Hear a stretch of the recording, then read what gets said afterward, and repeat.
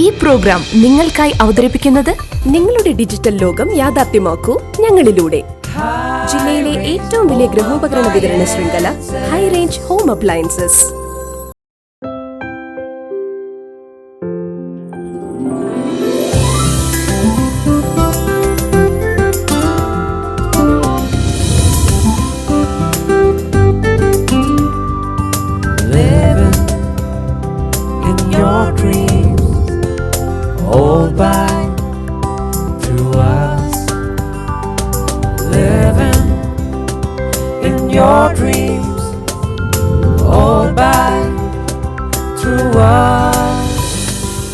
എല്ലാം ഡിജിറ്റൽ ആകുന്നു. നിങ്ങളുടെ ഡിജിറ്റൽ ലോകം യാഥാർത്ഥ്യമാക്കൂ ഞങ്ങളിലൂടെ. ജില്ലയിലെ ഏറ്റവും വലിയ ഗൃഹോപകരണ വിതരണ ശൃംഖല ഹൈ റേഞ്ച് ഹോം അപ്ലയൻസസ്.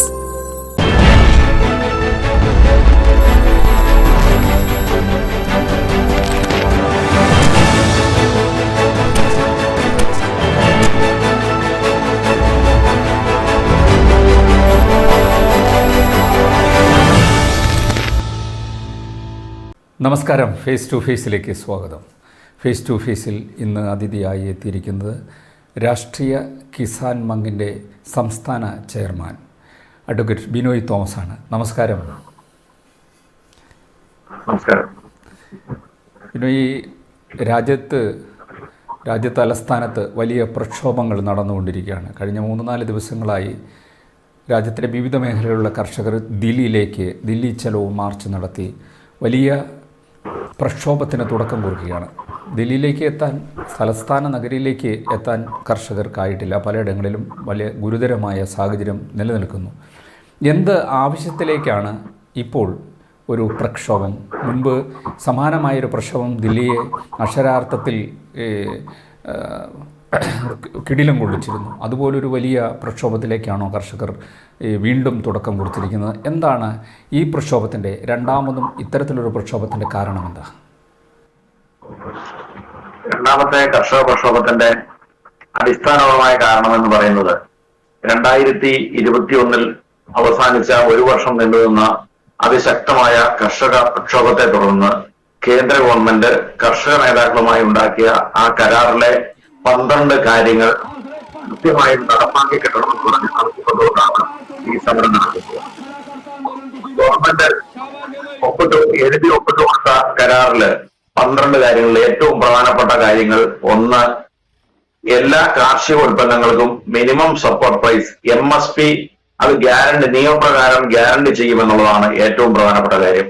രണ്ടാമത്തെ കാര്യം എന്ന് പറയുന്നത്, ഇന്ത്യ എല്ലാ ഇന്റർനാഷണൽ കരാറുകളിൽ നിന്നും, സ്വതന്ത്ര വ്യാപാര കരാറുകളിൽ നിന്നും പുറത്തു വരുമെന്നും അതുവഴി രാജ്യത്തെ കാർഷിക ഉൽപ്പന്നങ്ങളുടെ വിലയിടിവ് തടയാൻ കർഷകരെ സഹായിക്കുമെന്നും കർഷകരുടെ കടം എഴുതിത്തള്ളുമെന്നും ലഖിംപൂർ കേരി കേസിലെ പ്രതികളായ ആളുകൾക്ക് പൂർണ്ണമായ ശിക്ഷാവിധി കിട്ടുവാൻ ശക്തമായ നടപടിയെടുക്കുമെന്നും കർഷക നേതാക്കൾക്കെതിരെ എടുത്ത കള്ളക്കേസുകൾ അതെല്ലാം പിൻവലിക്കുമെന്നതടക്കം നിരവധി വാഗ്ദാനങ്ങൾ ആ എഗ്രിമെന്റിൽ എഴുതി ഒപ്പിട്ടിരുന്നു. പക്ഷെ ഒരു കാര്യം പോലും കേന്ദ്ര ഗവൺമെന്റ് നടപ്പാക്കുവാൻ തയ്യാറായിട്ടില്ല. അപ്പോൾ അന്ന് കർഷക നേതാക്കൾക്ക് ഉത്തർപ്രദേശ് തെരഞ്ഞെടുപ്പിന്റെ പശ്ചാത്തലത്തിൽ എങ്ങനെയെങ്കിലും കർഷക സമരം തീർക്കുവാൻ ലക്ഷ്യത്തോടെ നടത്തിയ ആ എഗ്രിമെന്റിലെ മുഴുവൻ കാര്യങ്ങളും നടപ്പിലാക്കണമെന്ന് പറഞ്ഞുകൊണ്ടാണ് ഈ സമരം ആരംഭിച്ചിട്ടുള്ളത്. അഡ്വക്കേറ്റ് ബിനോയ് തോമസ്, പൊതുവെ ഈ കാർഷിക മേഖലയോട്, രാജ്യത്തെ കർഷകരോട് മോദി സർക്കാർ പുലർത്തുന്ന സമീപനം എന്താണ്? കർഷകർക്ക് വേണ്ടിയിട്ടാണ് ഗവൺമെൻറ് എന്ന് വാദോരാതെ പറയുകയും വലിയ പ്രക്ഷോഭങ്ങൾ മോദി സർക്കാർ, രണ്ട് മോദി സർക്കാർ കഴിയുമ്പോൾ ഇപ്പോൾ മൂന്നാമത്തെ ഒരു തെരഞ്ഞെടുപ്പിനെ അഭിമുഖീകരിക്കുന്ന സമയത്താണ് വീണ്ടും രാജ്യത്തെ കർഷകർ പ്രക്ഷോഭം ചെയ്യുന്നത്. വലിയ തോതിൽ കർഷകരുടെ കടക്കണി മൂലം കർഷകർ രാജ്യത്തെ ആത്മഹത്യ ചെയ്യുന്നു. വിവിധ സംസ്ഥാനങ്ങളിൽ അതിൻ്റെ കണക്കുകൾ വലിയ ഗുരുതരമായ സാഹചര്യം നിലനിൽക്കുന്നു. നമ്മുടെ രാജ്യത്തിൻ്റെ അടിസ്ഥാന സമ്പൽ വ്യവസ്ഥയെ കർഷകർക്ക് ഒരു ബാർഗെയിനിങ് പവർ ആയൊരു സ്ഥിതിവിശേഷമുണ്ട്. മുൻപ് BJP UPA ഗവൺമെൻറ്റിൻ്റെ കാലത്ത് BJP ഈ ആവശ്യങ്ങൾ ഉന്നയിച്ച് തന്നെ BJP സമരം നയിച്ചിരുന്നു. ഇപ്പോൾ കർഷകർ ഉന്നയിക്കുന്ന ആവശ്യങ്ങളായിരുന്നു അന്ന് BJP ഉന്നയിച്ചിരുന്നത്. ഇപ്പോൾ ആ ആവശ്യങ്ങളെല്ലാം കർഷകർ മാത്രമായി ഉന്നയിക്കുന്നു. യഥാർത്ഥത്തിൽ പ്രതിപക്ഷം പോലും വേണ്ട രീതിയിൽ ഈ കർഷകരെ അഡ്രസ്സ് ചെയ്യുന്നില്ല എന്നൊരു തോന്നലുണ്ടോ? 100% സത്യമാണ്. ഉത്തരവാദിത്തപ്പെട്ട ഗവൺമെന്റ്, സെൻട്രൽ ഗവൺമെന്റ് ഇന്ത്യയിലെ കർഷകരെ സംരക്ഷിക്കേണ്ടത് രാജ്യത്തിന്റെ ആവശ്യമാണ്. നമുക്കറിയാം, അമേരിക്കയിലാണെങ്കിലും വ്യവസായ രാജ്യങ്ങളിലൊക്കെ വ്യവസായങ്ങളെയും സംരക്ഷിക്കുവാൻ അവിടുത്തെ ഗവൺമെന്റുകൾ താല്പര്യപ്പെടുന്നു. ഇവിടെ ഗൾഫ് രാജ്യങ്ങളെ എണ്ണയാണ് അവരുടെ സാമ്പത്തിക ശക്തി കേന്ദ്രം. ആ എണ്ണയെ പറ്റിയിട്ട് ഒരു കാര്യത്തിനും അവർ തയ്യാറാകില്ല. എല്ലാ രാജ്യങ്ങളും, ലോകത്തുള്ള മുഴുവൻ രാജ്യങ്ങളും അവരുടെ സമ്പത്തിക്ക് ആധാരമാണ്. അതെ, അടിസ്ഥാനമായ ഉൽപ്പന്നങ്ങൾ എന്താണ്, അല്ലെങ്കിൽ വ്യവസായങ്ങളാണെങ്കിലും സപ്പോർട്ട് ചെയ്യുന്ന നിലപാടാണ് ഇരിക്കുന്നത്. പക്ഷേ ഇന്ത്യയിലെ 70% വരുന്ന ആളുകൾ കൃഷിയെ ആശ്രയിച്ചാണ് മുമ്പോട്ട് പോകുന്നത് എന്ന് നമുക്ക് എല്ലാവർക്കും അറിയാം. അപ്പൊ ഇന്ത്യയിലെ സമ്പദ് അടിസ്ഥാനം എന്ന് പറയുന്നത് കാർഷിക മേഖലയും അനുബന്ധ വ്യവസായങ്ങളുമാണ്. അതുകൊണ്ട് ഇന്ത്യയിലെ ഗവൺമെന്റ് പ്രഥമ പരിഗണന നൽകേണ്ടത് ഇന്ത്യയിലെ കാർഷിക മേഖലയുടെ അഭിവൃദ്ധിക്കാണ്. പക്ഷേ സങ്കടകരമെന്ന് പറയും, കേന്ദ്ര ഗവൺമെന്റ് അധികാരത്തിൽ വന്നതിന് ശേഷം വർഷക്കാലം ഇതിനു വേണ്ടി ഏറ്റവും ദ്രോഹകരമായ ബന്ധപ്പെട്ടാണ് മുമ്പോട്ട് പോകുന്നത്. നമുക്കറിയാം, ഒരു രാജ്യത്തിന്റെ ഒരു പ്രത്യേകതയുണ്ട്. ഇന്ത്യൻ ഭരണഘടന എല്ലാവിധ സമരങ്ങളെയും സ്വാഗതം ചെയ്യുന്നുണ്ട്. ഭരണഘടനയിൽ സമരത്തിന് പ്രത്യേകമായ അവകാശം പോലും നൽകുന്ന ഒരു രാജ്യമാണ് ഇന്ത്യ രാജ്യം. നമ്മൾ തന്നെ നമുക്കറിയാം, ഇന്ത്യയിലെ പ്രതിപക്ഷത്തിന് ഒരു പ്രത്യേക അംഗീകാരം ഇന്ത്യൻ ഭരണഘടന നൽകിയിട്ടുണ്ട്. ഇന്ത്യയിലെ ഭരണം വളരെ ഭംഗിയായി ആ ഭരണത്തെ കറക്റ്റ് ചെയ്യാൻ ഒരു ശക്തമായ പ്രതിപക്ഷം വേണമെന്ന് ആഗ്രഹിക്കുന്ന ഗവൺമെന്റ് ഇവിടെ ഭരണഘടനാപരമായി പ്രതിപക്ഷ നേതാവിന് പാർലമെന്റിലും നിയമസഭകളിലും അംഗീകാരം നൽകുന്നുണ്ട്. ക്യാബിനറ്റ് റാങ്ക്, ഗവൺമെന്റിന്റെ ചെലവിൽ ക്യാബിനറ്റ് റാങ്കിൽ പ്രതിപക്ഷ നേതാവിനെ വെക്കുന്ന ഒരു രാജ്യമാണ്, സംരക്ഷണം നൽകുന്ന ഒരു രാജ്യമാണ് ഇന്ത്യ രാജ്യം. അതുകൊണ്ട് തന്നെ ഭരണഘടന വിഭാവനം ചെയ്യുന്ന, ഭരണഘടന ഉറപ്പു നൽകുന്ന സമരം ചെയ്യാനുള്ള അവകാശം കേന്ദ്ര ഗവൺമെന്റ്, BJP ഗവൺമെന്റ് ഈ ഇന്ത്യയിലെ കർഷകർക്ക് നിഷേധിച്ചിരിക്കുകയാണ്. ഇന്ത്യയിലെ കർഷകരെ പൂർണ്ണമായും സംരക്ഷിക്കുന്ന ഗവൺമെന്റ് അതിന് തയ്യാറായെന്ന് മാത്രമല്ല, അവരുടെ സമരത്തെ പോലും തടസ്സം നൽകുമ്പോൾ എല്ലാവരും വിദേശ രാജ്യത്തെ യുദ്ധസമാനമായ സാഹചര്യം സൃഷ്ടിച്ചുകൊണ്ട് അത് ഇന്ത്യ പാകിസ്ഥാൻ യുദ്ധമൊക്കെ ഉണ്ടാകുമ്പോൾ പാകിസ്ഥാനുകളെ ഇന്ത്യയിലേക്ക് കടത്താതിരിക്കാൻ, പട്ടാളത്തെ കടത്താതിരിക്കാൻ എന്ത് മാർഗമാണ് സ്വീകരിക്കുന്നത്? സമാനമായ സാഹചര്യം സൃഷ്ടിച്ചുകൊണ്ടാണ് പഞ്ചാബിലുള്ള അവകാശങ്ങൾക്ക് വേണ്ടി പോരാടുന്ന കർഷകരെ തടഞ്ഞു നിർത്തിയിരിക്കുന്നത്. ഏറ്റവും ഹീനമായ നടപടിയാണിത്. ഇവിടെ സൂചിപ്പിച്ചതുപോലെ കൃത്യമായും 2013 UPA ഗവൺമെന്റിന്റെ കാലത്ത് ഇവിടെ കാർഷിക മേഖലയിലെ കരാറുണ്ടാകുന്ന സമയത്ത്, അതിനുവേണ്ടി UPA ഗവൺമെന്റ് തയ്യാറാവുന്ന സമയത്ത് അതിനെതിരെ അതിശക്തമായ പോരാട്ടം സ്വതന്ത്ര കർഷക സംഘടനകൾ വന്നപ്പോ അതിനെ പൂർണ്ണമായും പിന്തുണച്ചുകൊണ്ട് ബിജെപിയുടെ നേതാവായ ശ്രീ ശാന്തകുമാറിന്റെ നേതൃത്വത്തില് ഒരു പ്രത്യേക ശക്തമായി ഇന്ത്യ ഒരു കാരണവശാലും ഒരു തരത്തിലുള്ള സ്വതന്ത്ര വ്യാപാര കരാറുമായി ഒപ്പിടാൻ പാടില്ല, യൂറോപ്യൻ യൂണിയനുമായുള്ള കരാർ ഒപ്പിടാൻ പാടില്ല, ഒപ്പിട്ട കരാറുകളിൽ നിന്ന് പുറത്തു വരണം, അത് ഇന്ത്യയുടെ കാർഷിക നിലനിൽപ്പിന് ആവശ്യമാണ് എന്ന് പറഞ്ഞുകൊണ്ട് ഏറ്റവും കൂടിയ പ്രക്ഷോഭം പാർലമെന്റിനകത്തും പുറത്തു നടത്തുന്ന പ്രസ്ഥാനമാണ് BJP. അവർ അധികാരത്തിൽ വന്ന 2014 മുതൽ ഇങ്ങോട്ട് കർഷകർക്ക് വേണ്ടി യാതൊന്നും ചെയ്തിട്ടില്ല എന്ന് മാത്രമല്ല, ഇവിടെ കർഷകരെ അക്ഷരാർത്ഥത്തിൽ വഞ്ചിച്ചിരിക്കുകയാണ് ചെയ്യുന്നത്. അവർക്കറിയാം കൃത്യമായിട്ട് MSP നടപ്പിലാക്കേണ്ടതാണെന്ന് അവർക്കറിയാം. അതോടൊപ്പം തന്നെ ലോക വ്യാപാര കരാറിൽ നിന്നും ഇന്ത്യ പുറത്തു വരേണ്ടതാണെന്നുള്ളതിന് ഉത്തമമായ ബോധ്യമുണ്ട്. പക്ഷെ ഇതിന്റെയൊക്കെ പിന്നിൽ ഒരു കാര്യം യാഥാർത്ഥ്യമുണ്ട്.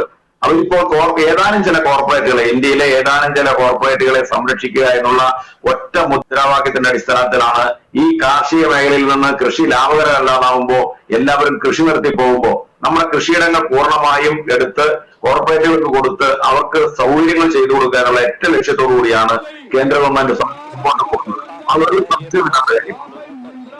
അഡ്വക്കേറ്റ് വിനീത് തോമസ്, ഇപ്പോൾ ഈ ഗവൺമെൻറ്റിൻ്റെ ഭാഗത്തുനിന്ന് ചർച്ചയ്ക്ക് ഓൺലൈൻ ചർച്ച ഇന്ന് നടക്കുമെന്നാണ് അറിയുന്നത്. ആ ചർച്ചയിൽ എന്തെങ്കിലും തീരുമാനമുണ്ടാകുന്ന ഒരു ശുഭപ്രതീക്ഷയുണ്ടോ?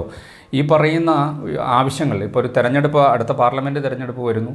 ആ പാർലമെൻറ്റ് തെരഞ്ഞെടുപ്പിന് മുന്നോടി എന്ന രീതിയിലാണ് ഇപ്പോൾ കർഷക പ്രസ്ഥാനങ്ങൾ സമരവുമായി എത്തുന്നത്. മാത്രമല്ല ഒരു കാര്യം കൂടി, നമ്മുടെ രാജ്യത്തെ ഇടതുപക്ഷ പ്രസ്ഥാനങ്ങളും മറ്റു മതേതര പാർട്ടികളും കർഷകരോട് സ്വീകരിക്കുന്ന സമീപനം എന്താണ്? ഈ കാര്യത്തിൽ കർഷകർക്ക് ഐക്യദാർഢ്യം പ്രഖ്യാപിക്കുന്നുണ്ടോ? ഇടതുപക്ഷം ചില പാർട്ടികളൊക്കെ ഐക്യദാർഢ്യം പ്രഖ്യാപിച്ചതായി കാണുന്നു, പക്ഷേ അതിൻ്റെ ഒരു സാന്നിധ്യം ഡൽഹിയിൽ കാണുന്നില്ല എന്നതാണ് വസ്തുത. എങ്ങനെയാണ് ഡൽഹിയിലേക്ക് കർഷകർ എത്തിച്ചേരുന്നത്? കർഷകരുടെ ഇപ്പോഴത്തെ അവസ്ഥ, കർഷകരെ ഏതൊക്കെ മേഖലയിലാണ് കർഷകരുള്ളത്? ഡൽഹി തലസ്ഥാനത്തേക്ക് എത്താൻ കർഷകർക്ക് കഴിഞ്ഞിട്ടുണ്ടോ? ഇപ്പോൾ നിലവിൽ തലസ്ഥാനത്തേക്ക് എത്തുവാൻ കർഷകർക്ക് കഴിഞ്ഞിട്ടില്ല. അതിനുള്ള സാഹചര്യം എന്ന് പറയുന്നത് വളരെ ഒരു കിലോമീറ്റർ ദൂരത്തിലാണ് അതിർത്തിയില് റോഡ് പൊളിച്ചിട്ട് അവിടെ മുള്ളാണികൾ തറച്ചും അതോടൊപ്പം തന്നെ മതിലുകൾ തീർത്തും എല്ലാവിധ സജ്ജീകരണങ്ങളോടെയും സൈനികരെ ഉപയോഗിച്ചുകൊണ്ട് കർഷകരെ തടയാൻ വേണ്ടിയിട്ട് ഗവൺമെന്റ് ശ്രമിച്ചിട്ടുണ്ട്. ഇപ്പോൾ സർക്കാർ ഞങ്ങൾ തീരുമാനിച്ചിട്ടുള്ളത് അവിടെ തന്നെ തൽക്കാലം 70,000-ഓളം വരുന്ന കർഷകർ പൂർണ്ണമായും അതിർത്തിയിൽ തങ്ങാനും ആവശ്യമായ ഒരു ഗവൺമെന്റ് പൂർണ്ണമായും ഒരു വ്യവസ്ഥകളും അംഗീകരിക്കാതെ ഗവൺമെന്റ് മുമ്പോട്ട് പോവുകയാണെങ്കിൽ ഒരു സംശയവും വേണ്ട, ഇന്ത്യയിലെ കർഷകരെ സംബന്ധിച്ചിടത്തോളം ഈ ഒരു ഗവൺമെന്റ് എന്തെല്ലാം തരത്തിലുള്ള പ്രതിസന്ധികൾ സൃഷ്ടിച്ചാലും ആ പ്രതിസന്ധികളെ മുഴുവൻ തരണം ചെയ്തുകൊണ്ട് ഡൽഹിയിൽ എത്താനും ആ സമരത്തിൽ പങ്കാളികളാകുവാനും ഞങ്ങൾക്ക് കഴിയും എന്ന ഉത്തമ ബോധ്യം നമുക്കുണ്ട്. പക്ഷെ ഇവിടുത്തെ ചർച്ചകളിൽ ഞങ്ങൾക്ക് വിശ്വാസമില്ല. കാരണം ചർച്ചകളിൽ കൂടി പരിഹരിക്കാൻ ആഗ്രഹിക്കുന്നുണ്ടെങ്കിൽ ഗവൺമെന്റ് 2021 കരാർ ഒപ്പിട്ട സമയത്ത് ഒരു കമ്മീഷനെ വെച്ചിരുന്നു. ആ കമ്മീഷനിൽ കർഷക പ്രതിനിധികൾക്ക് കൂടുതൽ പ്രാധാന്യം നൽകുമെന്ന് പറഞ്ഞെങ്കിലും പിന്നീട് കമ്മീഷനെ പ്രഖ്യാപിച്ച സമയത്ത് അത് പൂർണ്ണമായും ഗവൺമെന്റിന്റെ നിയന്ത്രണത്തിൽ വരുന്ന ഒരു കമ്മീഷനാകുകയും ഏതാനും ചില നാമമാത്രമായ കർഷക പ്രതിനിധികളെ വെക്കുകയും അത് ഏകപക്ഷീയമാക്കി മാറ്റുകയും ചെയ്തു. ഞങ്ങളൊന്നും സഹകരിച്ചിരുന്നില്ല. അത് മാത്രമല്ല, കഴിഞ്ഞ ഈ സമരം എന്ന് പറയുന്നത് പെട്ടെന്ന് പ്രഖ്യാപിച്ചതല്ല, ഒരു വർഷം മുമ്പ് പ്രഖ്യാപിച്ച സമരമാണിത്. ഒരു വർഷം മുമ്പ് ഈ സമരത്തെ പ്രഖ്യാപിക്കുകയും ഈ ആവശ്യങ്ങൾ അംഗീകരിച്ചെന്നിട്ടുണ്ടെങ്കിൽ തുടർച്ചയായ സമരത്തിന് ഞങ്ങൾ മുമ്പോട്ട് പോകുമെന്ന് അറിയിക്കുകയും ചെയ്തു. അതിന്റെ മുന്നോടിയായി ഇന്ത്യയിലെ എല്ലാ സംസ്ഥാനങ്ങളിലും 27 കിസാൻ മഹാപഞ്ചായത്തുകൾ, അത് കേരളത്തിൽ പാലക്കാട് വെച്ചാണ് കേരളത്തിൽ നടന്നത്, 27 കിസാൻ മഹാപഞ്ചായത്തുകൾ ഇതേ ആശയത്തിൽ നടത്തുകയും ചെയ്ത് അത് ഒരു വർഷം നീണ്ടു നിൽക്കുന്ന ഗവൺമെന്റ് നോട്ടീസിന് ശേഷം ഒരു വർഷം നീണ്ടുനിന്ന പ്രചരണങ്ങളുടെയും അതോടൊപ്പം തന്നെ സമരങ്ങളുടെയും അവസാനത്തിലാണ് ഈ സമരം നടക്കുന്നത്. അതുകൊണ്ട് ഒരു വർഷക്കാലമായി യാതൊരു നടപടിയും എടുക്കാതിരുന്ന ഗവൺമെന്റ് പെട്ടെന്ന് ചർച്ചകൾ കൂടി ഒരു പരിഹാരം ഉണ്ടാക്കും എന്നൊന്നും ഞങ്ങൾ വിശ്വസിക്കുന്നില്ല. അതിപ്പോ തൽക്കാലം അവർക്ക് ഇലക്ഷനിൽ എങ്ങനെ രക്ഷപ്പെടുത്താൻ വേണ്ടിയിട്ട് ഒരു ചർച്ച മറയാക്കി ഉപയോഗിക്കുന്നത് മാത്രമേ ഉള്ളൂ. അല്ലാതെ ഗവൺമെന്റ് പറയുന്നത് ഇനിയും ഞങ്ങൾ കമ്മീഷനെ വെക്കാം, കർഷകർക്ക് പ്രാധാന്യമുള്ള കമ്മീഷനെ വെക്കാം, കമ്മീഷനെ വെച്ച് ചർച്ച ചെയ്യാം, അങ്ങനെ പ്രശ്നം പരിഹരിക്കാവുന്ന. അത് 2021 3 വർഷം മുമ്പ് ഞങ്ങളോട് പറഞ്ഞതാണ്. അതുകൊണ്ട് സെൻട്രൽ ഗവൺമെന്റിന്റെ ഇത്തരം വാക്കുകളിലൊന്നും നമുക്ക് വിശ്വാസമില്ല. നമുക്ക് ഒരു പ്രത്യേകത, കരാറിന്റെ ഒരു പ്രത്യേകത എന്ന് പറയുന്നത്, രണ്ട് വ്യക്തികൾ തമ്മിൽ കരാറുണ്ടായാൽ ആ കരാറിൽ ഒരു കക്ഷി ലംഘനം നടത്തിയാൽ മറുകക്ഷിക്ക് കോടതിയിൽ പോയി നിവൃത്തി നേടുവാൻ നമ്മുടെ രാജ്യത്ത് നിയമവ്യവസ്ഥയുണ്ട്, ഇന്ത്യൻ കോൺട്രാക്ട് ആക്ട് പ്രകാരം. അതുപോലെ തന്നെ സ്വകാര്യ വ്യക്തികൾ തമ്മിലാണെങ്കിലും കമ്പനികൾ തമ്മിലാണെങ്കിലും വ്യക്തികളും കമ്പനി തമ്മിലാണെങ്കിലും എന്ത് തരത്തിലുള്ള കരാർ ലംഘനത്തിന് നിയമപരമായ പരിരക്ഷയുണ്ട്. പക്ഷേ ഗവൺമെന്റിനെതിരെയുള്ള ഒരു കരാർ ലംഘനത്തിന് കോടതിയിൽ പോയി കൂടെ എന്നൊക്കെ ഇവർ ചോദിക്കുന്നുണ്ടെങ്കിലും കോടതിയിൽ പോയാൽ നമുക്കറിയാം ഇന്ത്യയിലെ കോടതിയിൽ നിന്നും ആ രീതിയിലുള്ള ഒരു പരിഹാരമൊന്നും നമ്മൾ പ്രതീക്ഷിക്കുന്നില്ല. കാരണം കർഷക സമരവുമായി ബന്ധപ്പെട്ട നിരവധി തവണ കോടതിയെ സമീപിച്ചതാണ്. ഗവൺമെന്റിന്റെ ഒരു താല്പര്യത്തിന് വിരുദ്ധമായിട്ടൊന്നും പലപ്പോഴും കോടതികൾ നിൽക്കുന്നില്ല എന്നുള്ളതാണ് ഇന്നത്തെ കോടതിയുടെ സാഹചര്യം. പക്ഷെ ഒരു കാര്യം കേന്ദ്ര ഗവൺമെന്റും BJPയും മനസ്സിലാക്കണം, ഇവിടെ ഒരു ഒട്ടനവധി സമരങ്ങൾ ഇന്ത്യയിൽ നടന്നിട്ടുണ്ട്. UPA ഭരണകാലത്ത് മഹേന്ദ്ര സിംഗ് ടിക്കായത്തിന്റെ നേതൃത്വത്തിൽ 5 ലക്ഷം കർഷകർ ഡൽഹിയിലേക്ക് മാർച്ച് നടത്തിയതാണ്. ആരും അവിടെ തടയാൻ പോയില്ല. കർഷകർ ഡൽഹിയിൽ വന്നു, തമ്പടിച്ചു കിടന്നു, സമരം നടത്തി, അവരുടെ ആവശ്യങ്ങൾ മുഴുവൻ നേടിയെടുത്തുകൊണ്ട് അവർ തിരിച്ചുപോയ സാഹചര്യം മുമ്പ് ഉണ്ടായിട്ടുണ്ട്. ആയിരക്കണക്കിന് ലക്ഷക്കണക്കിന് സമരങ്ങൾ ഇന്ത്യയിൽ നടന്നിട്ടുണ്ട്. എന്തിനാണ് ഇവർ സമരങ്ങളെ ഭയക്കുന്നതെന്നാണ് ഇവർ പേടിക്കുന്നത്. അപ്പോൾ ഉത്തരവാദിത്വം നിർവഹിക്കാത്തതാണ് ഈ രാജ്യത്തെ കർഷകരെ സംരക്ഷിക്കേണ്ട, ഈ രാജ്യത്തെ കർഷകരുടെ താല്പര്യം സംരക്ഷിക്കേണ്ട ഒരു ഗവൺമെന്റ് അവരുടെ ഉത്തരവാദിത്വം പിന്നോട്ട് പോയി അവർ പരാജയപ്പെട്ടിരിക്കുന്നത് ഉത്തമ ബോധ്യപ്പെടുമെന്നാണ് അവർ സമരത്തെ ഭയപ്പെടുന്നത്. എന്തുകൊണ്ടാണ് പാവപ്പെട്ട യാതൊരു ആയുധങ്ങളും ഇല്ലാതെയാണ് കർഷകർ വരുന്നത്. അവർക്കുള്ളത് അവരുടെ പണിയായുധങ്ങളും ഈ ട്രാക്ടറുകളും കലപ്പുകളും മാത്രമാണ്. ആ കലക്ടറുകളും ട്രാക്ടറുടെ കലക്കുകളെ എന്തിനാണ് ഗവൺമെന്റ് ഭരിക്കുന്നത്? കർഷകരെ എന്തിനാണ് ഭരിക്കുന്നത്? അപ്പോൾ ഗവൺമെന്റ് എന്തോ ഒഴിച്ചു വെക്കുവാനുണ്ട്.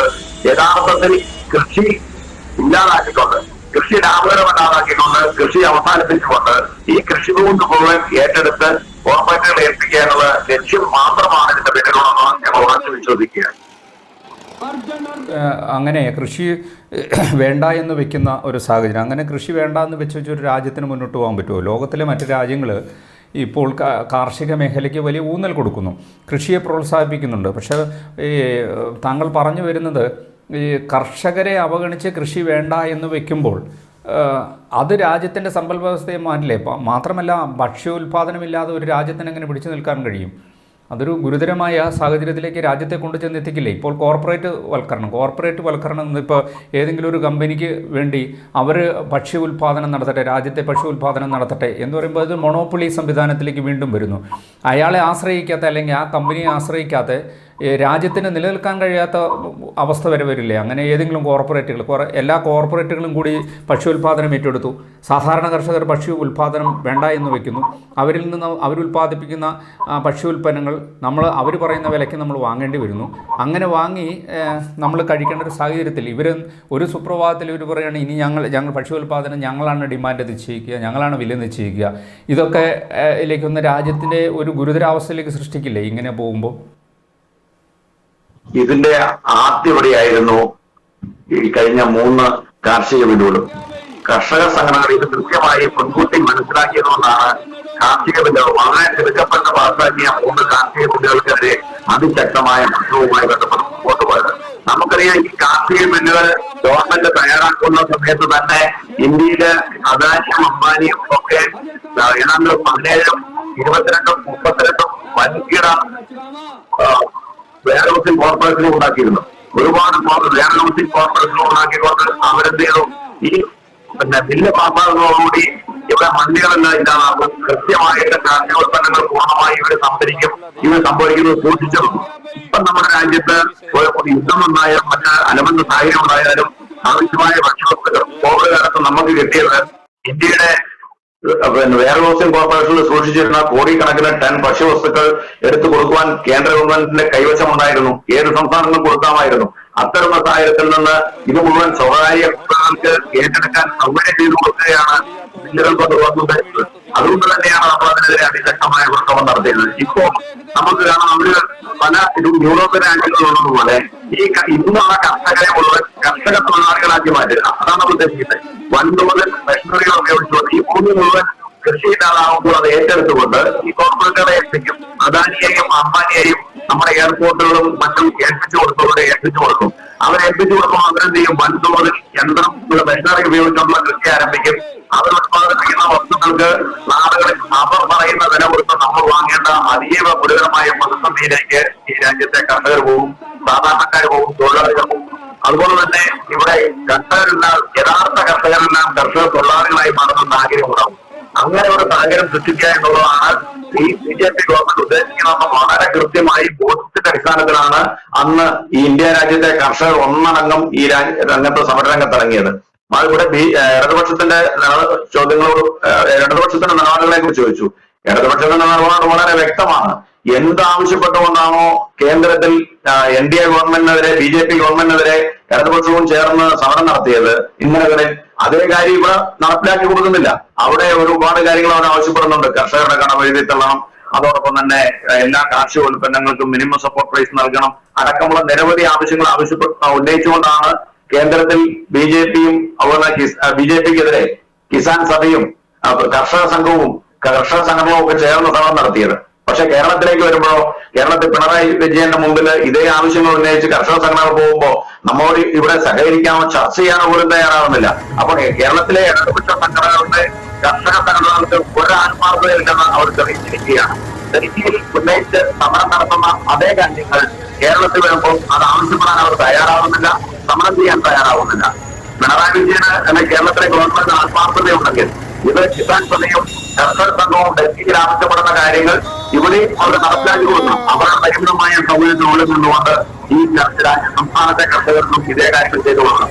അതുകൊണ്ട് തന്നെ ഇപ്പോൾ രാഷ്ട്രീയ സംഘടനാ സംഘം സംയുക്ത കിസാൻ മോർച്ചയും ഒരു തീരുമാനമെടുത്തു.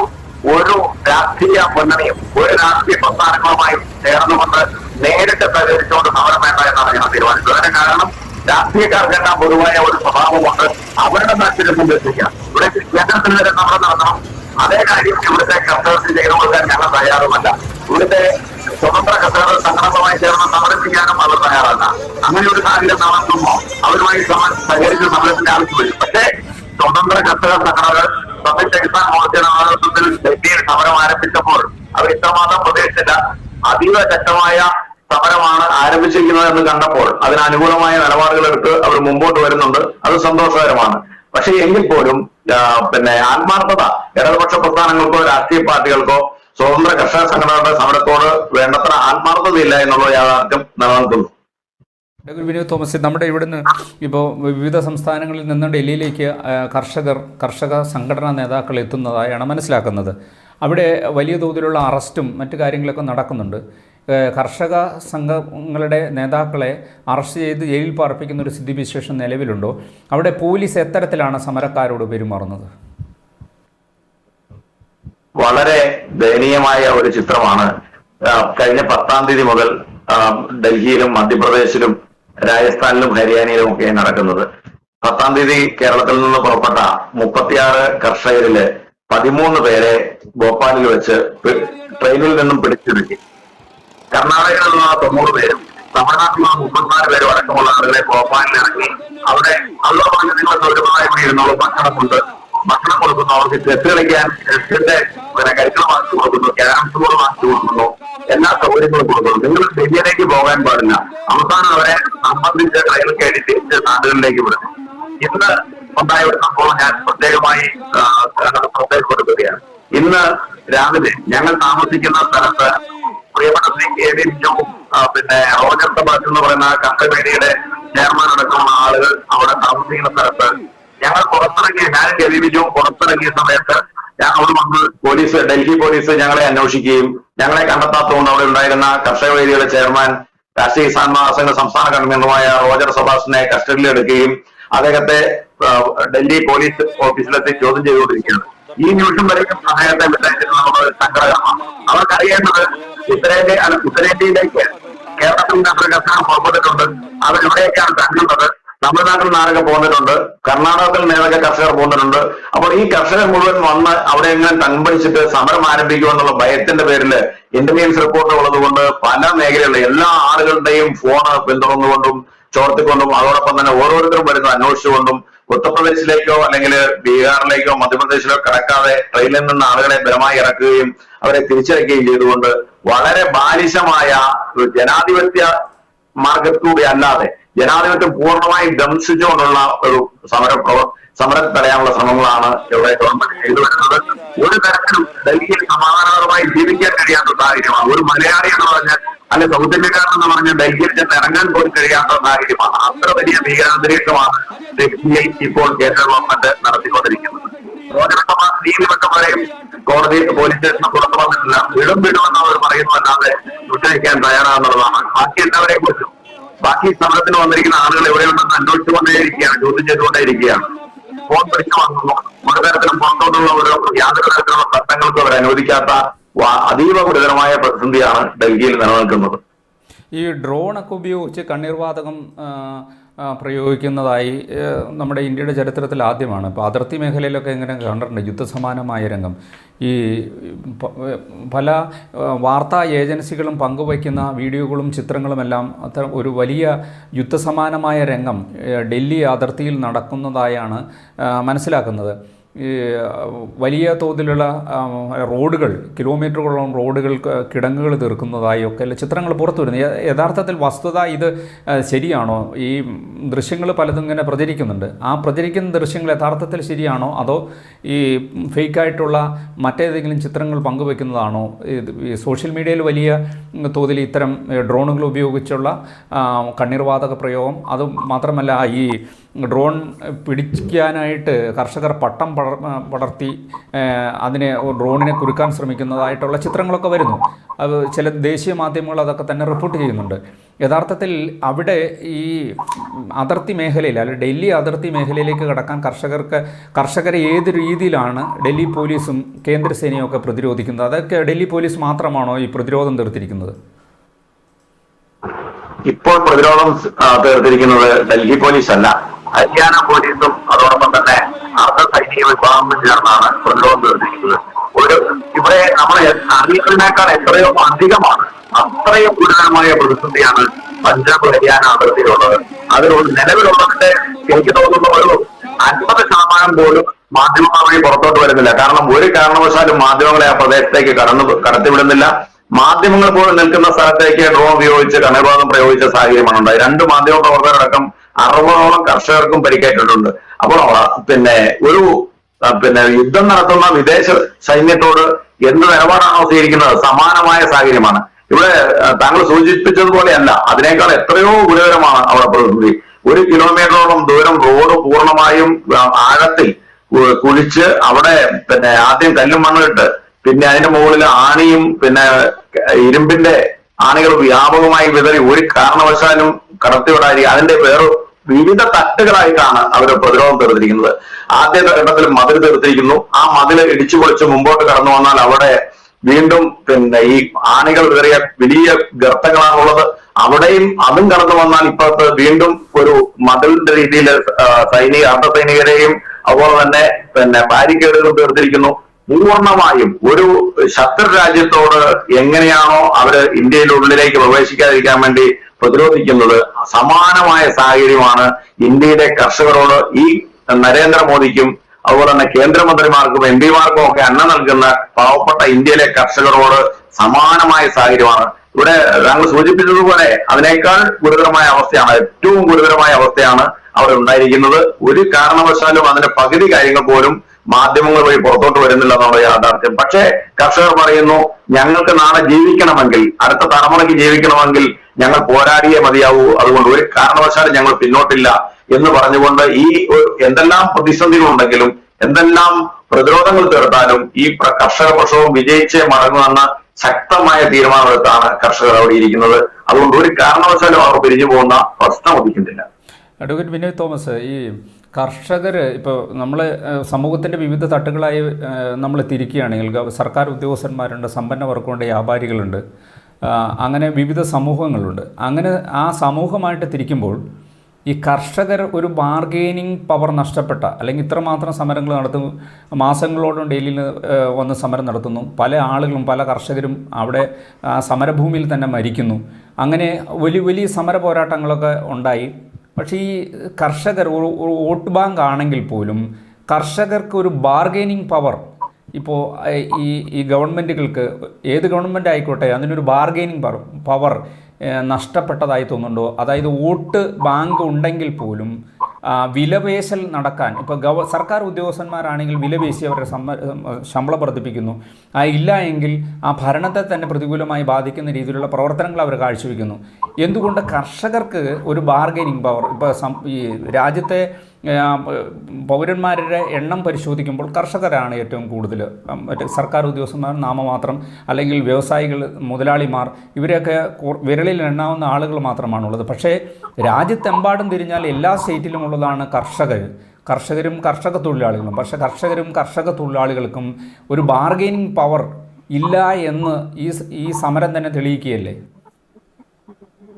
അത് ഇന്ത്യയിലെ ഒരു പ്രത്യേക രാഷ്ട്രീയ സാഹചര്യമാണ് കഴിഞ്ഞ 10 വർഷമായി നിലനിൽക്കുന്നത്. ഞാൻ പൊളിറ്റിക്സിലേക്ക് പോകുന്നതല്ല. ഇവിടെ കർണാടക ഗവൺമെന്റ് വീണതുപോലെ, മധ്യപ്രദേശ് ഗവൺമെന്റ് വീണതുപോലെ ഈ ശക്തി ഉപയോഗിച്ചുകൊണ്ട്, പണത്തിന്റെയും മറ്റ് കോർപ്പറേറ്റുകളുടെയും സ്വാധീനം ഉപയോഗിച്ചുകൊണ്ട് നമ്മുടെ ജനപ്രതിനിധികളെ വിലക്കെടുക്കാനും ഗവൺമെന്റുകളെ വീഴിക്കാനും താല്പര്യങ്ങൾ സംരക്ഷിക്കാനും കഴിയുന്ന ഒരു സാഹചര്യം ഉണ്ടായി. സമാനമായ ഒരു സാഹചര്യം, തുറന്നു പറയുകയാണ്, സമാനമായ സാഹചര്യം കർഷക സമരത്തിലും ഉണ്ടായി. കഴിഞ്ഞ സമരത്തില് 5 കർഷകർ വാഹനം കയറ്റി, ആഷിഖ് മഷ എന്ന് പറയുന്ന മന്ത്രിപുത്രൻ വാഹനം കയറ്റി 5 കർഷകരെ കൊന്നപ്പോ അതിശക്തമായ പ്രക്ഷോഭം രാജ്യം മുഴുവൻ ഉണ്ടായി. ആ ഒരു സമരത്തിന്റെ വേദിയേറ്റത്തിൽ കേന്ദ്ര ഗവൺമെന്റ് പകച്ചു നിന്ന സമയത്താണ് ശ്രീ മഹേന്ദ്ര സിംഗ് ടികായത്തിന്റെ മകനായ ശ്രീ രാകേഷ് ടികായത്തിന്റെ നേതൃത്വത്തിൽ ഒരുപാട് കർഷകരെ ഈ പണവും മറ്റു സംവിധാനങ്ങളും ഉപയോഗപ്പെടുത്തി കേന്ദ്ര ഗവൺമെന്റ് സ്വാധീനിച്ച് ഈ കർഷകർ നടത്തി ആരെയും അറിയിക്കാതെ ഒരു വിഭാഗം കർഷകരെ കൊണ്ട് ആ സമരം പിൻവലിക്കുകയും ചെയ്തു. ഒരു രാത്രി 12:45 മണി സമയത്ത് സംഘടനാ നേതാക്കൾ ആരും അറിയാതെ ഈ സമരം പിൻവലിച്ചതായി രാകേഷ് ടികായത്ത് അറിയിക്കുകയും തുടർന്ന് ആ കർഷക സമരത്തിന്റെ സംഘടനയുടെ കൂട്ടായ്മയിൽ നിന്ന് രാകേഷ് ടികായത്തിനെയും ടികായത്തുമായി സഹകരിക്കുന്ന സംഘടനകളെയും പുറത്താക്കുന്ന സാഹചര്യമുണ്ടായി. ഇവിടെ താങ്കൾ സൂചിപ്പിച്ച സംശയം യഥാർത്ഥത്തിൽ അത് യാഥാർത്ഥ്യമുള്ളതാണ്. കാരണം കർഷക സംഘടനകളും രാഷ്ട്രീയത്തിലുള്ള പോലെ തന്നെ ഭിന്നതകൾ ഉണ്ടാക്കി അവരെ തകർത്തുകൊണ്ട് ഈ സമരം പൊളിക്കാം എന്നാണ് അന്ന് വിചാരിച്ചത്. അപ്പൊ അങ്ങനെ ചില മാർഗങ്ങൾ ഉപയോഗിച്ചുകൊണ്ട് സമരത്തെ പൊളിക്കാൻ ശ്രമിക്കും. അതിനപ്പുറത്തേക്ക് അവരുടെ ആവശ്യങ്ങൾ അംഗീകരിച്ചു കൊടുക്കേണ്ടി വരില്ല എന്നുള്ള ഒരു ചിന്തയാണ് ഒരുപക്ഷെ ഗവൺമെന്റ് ഇത്തരം ഒരു ചിന്തകളിലേക്ക് കൊണ്ടുവന്നത്. അതിനപ്പുറത്തേക്ക് എനിക്ക് സൂചിപ്പിക്കാനുള്ളത്, എന്തെല്ലാം ശക്തികളെ ഉപയോഗപ്പെടുത്തിക്കൊണ്ട് കർഷകരെ വോട്ട് ബാങ്കിൽ നിന്നുള്ള അപ്പുറത്തേക്ക് കർഷകരെ ഛിന്നഭിന്നമാക്കാൻ കഴിയും, സംഘടനകളെ ഛിന്നഭിന്നമാക്കാൻ കഴിയുമെന്നുള്ള കാഴ്ചപ്പാടിന്റെ അടിസ്ഥാനത്തിൽ ഇത്തരം ഹീനമാർഗങ്ങൾ ഉപയോഗിച്ചാൽ അത് സ്ഥായിയായി നിലനിൽക്കില്ല എന്ന് പറയാൻ മാത്രമാണ് ഈ ആവശ്യം ഉപയോഗിക്കുന്നത്. കേരളത്തിലോ അതുപോലെ സൗത്ത് ഇന്ത്യൻ സംസ്ഥാനങ്ങളിലോ നടക്കും. പക്ഷേ ഉത്തരേന്ത്യയിലെ കർഷകർ ഒരു കാരണവശാലും, പ്രത്യേകിച്ച് പഞ്ചാബിലെ കർഷകർ ഇതിനൊന്നും വഴങ്ങിക്കൊടുക്കില്ല. അതുകൊണ്ട് തന്നെ അവരെ തോൽപ്പിക്കാൻ ഒരു ശക്തിക്ക് കഴിയില്ല. അവരവരുടെ ശക്തി വീണ്ടും കാണിച്ചുകൊണ്ടിരിക്കുകയാണ്. ഇവിടെ മറ്റ് ചില സംസ്ഥാനങ്ങളിൽ ഞാൻ പറഞ്ഞല്ലോ, രാഷ്ട്രീയക്കാരെ അവർ ഭിന്നിപ്പിച്ചതുപോലെ തന്നെ കർഷക സംഘടനയിലും ഭിന്നിപ്പുണ്ടാക്കിക്കൊണ്ട് കർഷക സംഘടനയുടെ കൂട്ടായ്മയെ തകർക്കാനുള്ള ശ്രമം നടത്തി. ആ ഒരു ആദ്യഘട്ടത്തിൽ അത് വിജയിക്കുകയും ചെയ്തു. പക്ഷേ രണ്ടാം ഘട്ട സമരമായപ്പോഴും വളരെ കാലെ കൂട്ടി ആലോചിച്ചുറച്ച് ഒരു രാഷ്ട്രീയക്കാരുടെയും സഹായമില്ലാതെ ഒരു ആടിക്കളിക്കുന്ന കർഷക സംഘടനകളെല്ലാം മാറ്റി നിർത്തിക്കൊണ്ട് തികച്ചും വിശ്വാസ്യതയുള്ള സംഘടനകൾ ചേർന്നാണ് ഈ സമരം ആരംഭിച്ചിരിക്കുന്നത്. ഏതാണ്ട് യഥാർത്ഥ സമ്പൂർണമായ കർഷകരുടെ പിന്തുണയും ഈ സമരത്തിൽ ലഭ്യമായിട്ടുണ്ട്. ഞങ്ങൾ പ്രതീക്ഷിക്കുന്നതിനേക്കാൾ എത്രയോ ഉപരിയായി, എത്രയോ അധികമായിട്ടാണ് കർഷക പിന്തുണ ഉത്തരേന്ത്യയിൽ ഇതിന് ലഭിച്ചുകൊണ്ടിരിക്കുന്നത്. അതുകൊണ്ട് തന്നെ ഇത് ഭിന്നിപ്പിച്ചുകൊണ്ട് നശിപ്പിക്കാം, സമരമില്ലാതാക്കാമെന്ന് ഗവൺമെന്റ് വിചാരിക്കേണ്ടതില്ല. അതുകൊണ്ടാണ് നിരന്തരമായി ഈ ദിവസങ്ങളിൽ ചർച്ചയ്ക്ക് തയ്യാറാണ് എന്ന് പറഞ്ഞുകൊണ്ട് ഗവൺമെന്റ് മുമ്പോട്ട് വരുന്നത്. ഗവൺമെന്റ് തുടക്കത്തിൽ വിശ്വസിച്ചത് കർഷക സംഘടനയുടെ ഭിന്നിപ്പുണ്ടാക്കിയിരിക്കുന്നതും അതുകൊണ്ട് തന്നെ പിന്നെ വിപുലമായ പ്രതിസന്ധി ഉണ്ടാവാൻ കൂടി പോകുന്നില്ല, ആളുകൾ സംഘടിക്കാൻ പോകുന്നില്ല, കർഷകർ പഴയതുപോലെ സംഘടിക്കില്ല എന്നാണ് ഗവൺമെന്റ് വിചാരിച്ചത്. അത്തരം സാഹചര്യമല്ല എന്നും എല്ലാ കർഷകരും സമരത്തിന് വേണ്ടി ഒന്നിച്ചിരിക്കുകയാണ് എന്നും ഇപ്പോൾ കേന്ദ്ര ഗവൺമെന്റ് ബോധ്യമായിട്ടുണ്ട്. അതുകൊണ്ട് തന്നെ രാകേഷ് ടിക്കായത്ത് പോലും സമരവിധേയത പറഞ്ഞുകൊണ്ട് അമിത്ഷായുമായി ചർച്ച നടത്തി സമരം പിൻവലിച്ചിരിക്കുന്നു എന്ന അറിയിച്ചാണ് രാകേഷ് ടിക്കായത്ത്. ആ രാകേഷ് ടിക്കായത്തിന്റെ അടിയന്തര യോഗം ചേർന്ന് ഇന്നലെ സമരത്തിന് പുറത്തുനിന്നുള്ള പിന്തുണ പ്രഖ്യാപിക്കേണ്ട സാഹചര്യം ഉണ്ടായത് ഈ കർഷക സമരത്തിലുണ്ടായ ജനവിധന കൊണ്ട് മാത്രമാണ്. അതുകൊണ്ട് തന്നെ ഞങ്ങൾക്ക് യാതൊരു ആശങ്കയുമില്ല. കർഷകരെ ഒറ്റപ്പെടുത്തിക്കൊണ്ട് മുമ്പോട്ട് പോകുവാൻ സെൻട്രൽ ഗവൺമെന്റിന് കഴിയുകയില്ല. ന്യായമായി ഈ സമരം ആവശ്യങ്ങൾ അംഗീകരിച്ചുകൊണ്ട് നടപ്പിലാക്കി എടുത്തുകൊണ്ട് തന്നെ അവസാനിക്കൂ എന്ന് ഉറപ്പിച്ചു പറയാൻ എനിക്ക് കഴിയും. ബിനോയ് തോമസ്, നമുക്ക് ഇനി കേരളത്തിലേക്ക് കൂടി വരേണ്ടതുണ്ട്. അതായത് കേരളത്തിൻ്റെ മലയോര മേഖല ഭീതിജനകമായ ഒരു അന്തരീക്ഷത്തിലാണ് നിൽക്കുന്നത്. താങ്കളും മനസ്സിലാക്കി കാണും, കഴിഞ്ഞ ദിവസങ്ങളിലെല്ലാം വയനാട് മേഖലയിലൊക്കെ ആന ഇറങ്ങി ഒരാളെ വീടിനുള്ളിൽ വെച്ച് അല്ലെങ്കിൽ വീട്ടുമുറ്റത്ത് വെച്ച് ആക്രമിച്ച് കൊലപ്പെടുത്തുന്നു. വിവിധ മേഖലകളിൽ വന്യമൃഗശല്യം അതിരൂക്ഷമായി തുടരുന്നു. വനം വകുപ്പ് വനരാജ് കേരളത്തിൽ നടപ്പാക്കുന്നു. ഇവിടെ കർഷക സമരങ്ങൾക്ക് പിന്തുണ നൽകുന്ന കിസാൻ സഭയുടെയും കർഷക സംഘത്തിൻ്റെയൊക്കെ നേതാക്കൾ ഈ കർഷകർക്കൊപ്പമാണ് എന്ന് പറയുകയും മലയോരത്തെ മനുഷ്യരെ പീഡിപ്പിക്കുകയും ചെയ്യുന്നൊരു സ്ഥിതിവിശേഷം, അത്തരം ഒരു സ്ഥിതിവിശേഷമുണ്ടെന്ന് താങ്കൾ വിശ്വസിക്കുന്നുണ്ടോ? വയനാട്ടിലും ഇടുക്കിയിലും കോഴിക്കോടുമൊക്കെ ഈ കണ്ണൂരുമൊക്കെ വലിയ തോതിൽ ഈ മലയോര മേഖലയിലെ ആളുകൾ ആശങ്കാകുലരാണ്. എങ്ങനെയാണ് രാഷ്ട്രീയ കിസാൻ മഹാസംഘ് ഈ വിഷയത്തെ സമീപിക്കുക? രാഷ്ട്രീയ കിസാൻ മഹാസംഘ് ഡൽഹി സമരത്തിന്റെ സമയത്ത് തന്നെ ഇടതുപക്ഷത്തിന്റെ ഈ ഒരു ഇരട്ടത്തരപ്പ് തിരിച്ചറിഞ്ഞതാണ്. അത് ഉത്തരേന്ത്യയെ പോലെ തന്നെ കേരളത്തിലും ഈ സംയുക്ത കിസാൻ മോർച്ച രൂപീകരിക്കണമെന്ന് CPM-ന്റെ നേതൃത്വത്തിലുള്ള കർഷക സംഘത്തോടും കിസാൻ സഭയോടും പറഞ്ഞപ്പോൾ അവർ പറഞ്ഞത് കേരളത്തിൽ ഞങ്ങൾ സമരം ചെയ്തുള്ള അതിനാരുടെയും സഹായം വേണ്ട, ഡൽഹിയിൽ നിങ്ങൾ നടത്തുന്ന സമയത്ത് ഞങ്ങൾ അഭിസംബോധന ചെയ്യും, പക്ഷേ കേരളത്തിൽ അങ്ങനെയുള്ള സംയുക്ത കിസാൻ മോർച്ച വേണ്ട എന്ന് പറഞ്ഞതുകൊണ്ടാണ് കേരളത്തിൽ രാഷ്ട്രീയ കിസാൻ മഹാസംഘം മാത്രമായി ഒറ്റയ്ക്ക് നിന്ന് ഞങ്ങൾ പരിമിതമായ സാഹചര്യങ്ങൾ ഉപയോഗപ്പെടുത്തിക്കൊണ്ട് നമ്മൾ സമരം ചെയ്തത്. ഇപ്പോൾ യഥാർത്ഥത്തിൽ ദേശീയ തലത്തിൽ ആവശ്യപ്പെടുന്ന നേരത്തെ സൂചിപ്പിച്ചതുപോലെ ദേശീയ തലത്തിൽ ആവശ്യപ്പെടുന്ന ഒരു കാര്യങ്ങൾ പോലും കേരളത്തിൽ അധികാരത്തിലിരിക്കുന്ന ഗവൺമെന്റ് ചെയ്തു കൊടുക്കുന്നില്ല.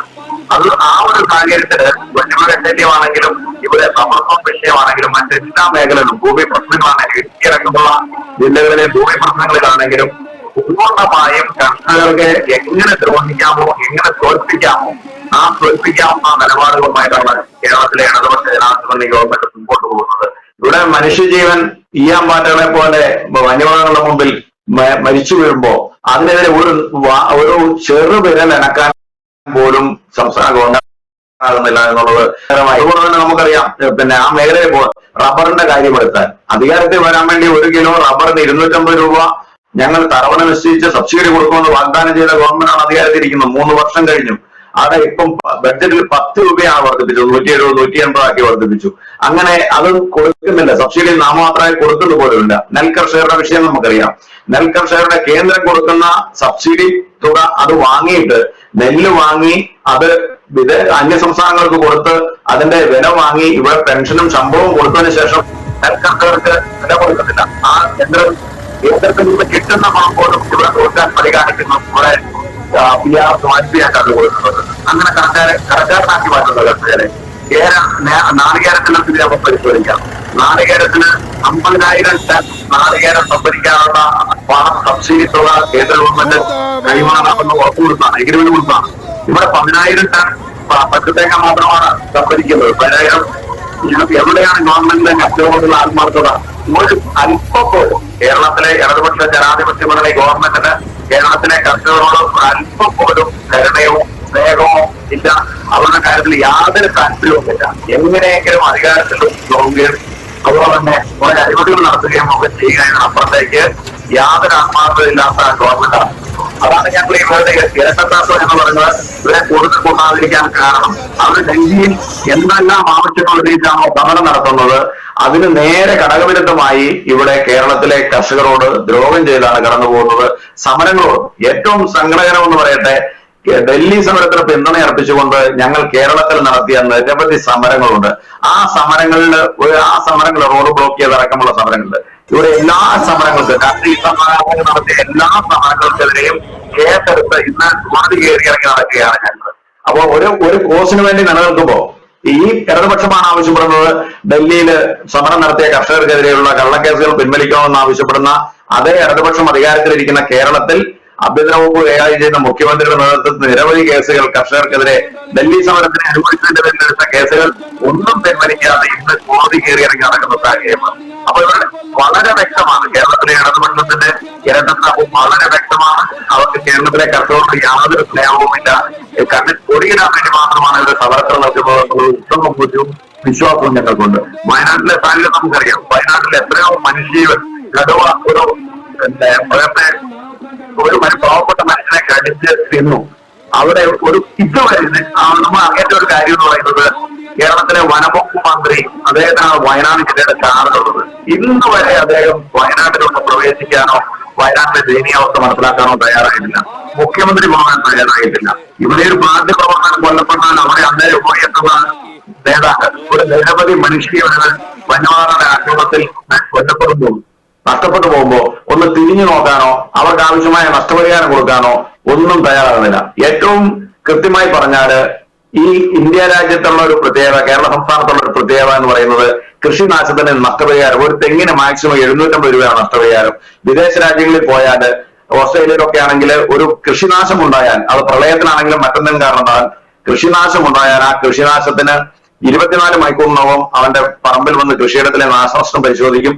72 മണിക്കൂറിനുള്ളിൽ അവന്റെ നഷ്ടപരിഹാരം അവന്റെ വീട്ടിൽ അവന്റെ അക്കൗണ്ടിൽ എത്തിച്ചു കൊടുക്കുന്ന സാഹചര്യമാണ് വിദേശ രാജ്യങ്ങൾ നടക്കുന്നത്. പക്ഷെ ഇവിടെ 2, 3, 4 വർഷമായ കൃഷി നശിച്ച ആളുകൾക്ക് നാമമാത്രമായ നഷ്ടപരിഹാരം മാക്സിമം ഉള്ളത് തെങ്ങിന് 750 രൂപയാണ്. താഴോട്ട് ഒരു ഓരോ ഉൽപ്പന്നത്തിനും ഇവിടെ അതുപോലും കൊടുക്കുവാൻ 3, 4 വർഷമായിട്ട് കഴിയാത്ത സാഹചര്യമാണ്.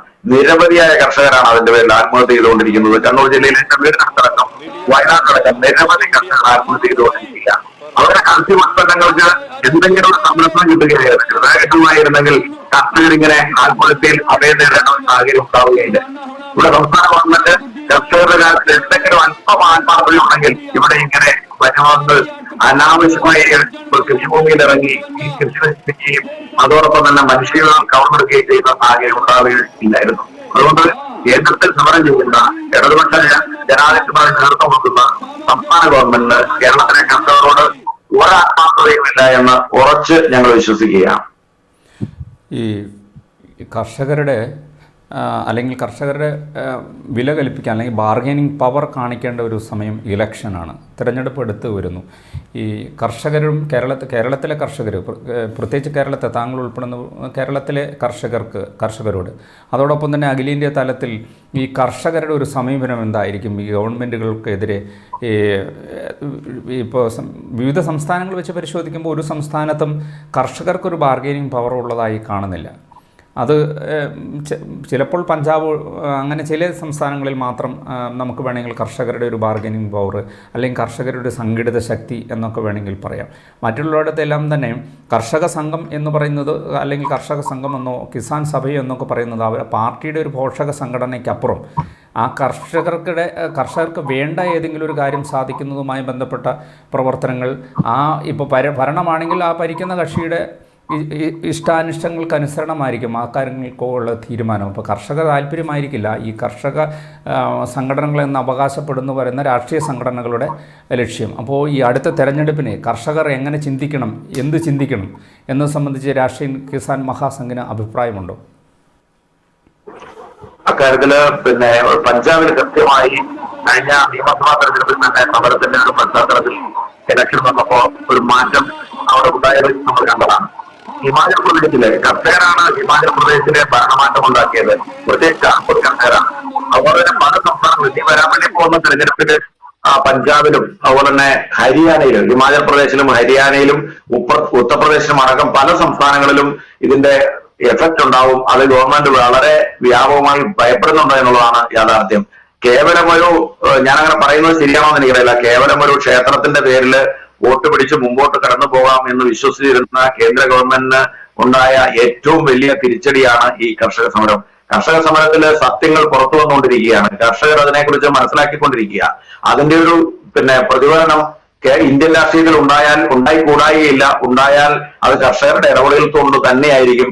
ഇവിടെ രാജ്യത്തെ പ്രതിപക്ഷത്തെ നിശബ്ദമാക്കിക്കൊണ്ട് എതിർക്കുന്ന എല്ലാവരെയും ഇല്ലായ്മ ചെയ്തുകൊണ്ട് അത് കർഷക സംഘടനകളാണ് അവരെ ഇല്ലായ്മ ചെയ്തുകൊണ്ട് മുമ്പോട്ട് കടന്നു പോകാം എന്ന് വിശ്വസിക്കുന്ന കേന്ദ്ര ഗവൺമെന്റിന് കിട്ടുന്ന ഏറ്റവും വലിയ തിരിച്ചടിയായിരിക്കും ഈ കർഷക സമരം എന്നുള്ള കാര്യത്തിൽ യാതൊരു തർക്കവുമില്ല. ഇതിന്റെ പ്രതിഫലനം, ഇതിന്റെ പ്രത്യാഘാതം വരുന്ന പാർലമെന്റ് തെരഞ്ഞെടുപ്പിൽ ഉണ്ടാകും. അതിന് ശക്തമായ പിന്മന കൊടുക്കാനുള്ള കരുത്തു ഇന്നത്തെ കർഷക സംഘടനകൾക്കുണ്ട്, സമരത്തിനുണ്ട് എന്ന് കൃത്യമായി കഴിഞ്ഞ 2-3 ദിവസം കൊണ്ട് തെളിയിക്കപ്പെട്ടുള്ളതുമാണ്. ഫേസിൽ ഇത്രയും നേരം അതിഥിയായി സംസാരിച്ചത് രാഷ്ട്രീയ കിസാൻ മഹാസംഘിൻ്റെ സംസ്ഥാന ചെയർമാൻ അഡ്വക്കേറ്റ് ബിനോയ് തോമസ് ആണ്. വളരെയധികം നന്ദി.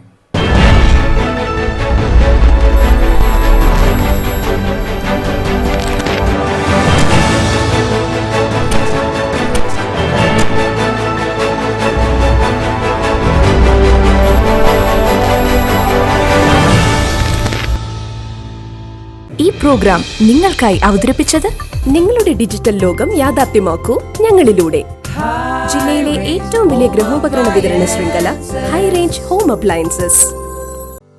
ഹോം അപ്ലയൻസുകൾക്കും ഡിജിറ്റൽ ഗാഡ്ജറ്റ്സുകൾക്കും പുറമെ 52,000-ലധികം എസൻഷ്യൽ പ്രോഡക്റ്റുകൾ ഉൾപ്പെടുത്തി ഏറ്റവും വലിയ ഷോപ്പിംഗ് എക്സ്പീരിയൻസിനെ ഹൈ റേഞ്ച് ഹൈപ്പർമാർട്ട് ഷോറൂമിലൂടെ ഏറ്റവും വലിയ കളക്ഷനുകളും മറ്റാർക്കും നൽകാനാവാത്ത ഓഫറുകളും ഉൾപ്പെടുത്തി farm fresh vegetables, fruits, meats, grocery, crockery, gift items, kitchen അപ്ലയൻസുകൾ, ബ്യൂട്ടി പ്രോഡക്റ്റുകൾ, ഇന്ത്യയിലുടനീളമുള്ള എല്ലാ ബ്രാൻഡുകളുടെയും ഹോം അപ്ലയൻസുകൾ, മൊബൈൽ ഫോണുകൾ, ലാപ്ടോപ്പ് എന്നിങ്ങനെ എല്ലാം ഒരിടത്ത് ഒന്നിക്കുന്നു. മാർക്കറ്റ് വിലയേക്കാൾ കുറഞ്ഞ വിലയിൽ. ഇനി പലയിടത്തല്ല, എല്ലാം ഒരിടത്ത്. High Range hypermart, Kattappana, Cheruthoni, Anakkara, Elappara.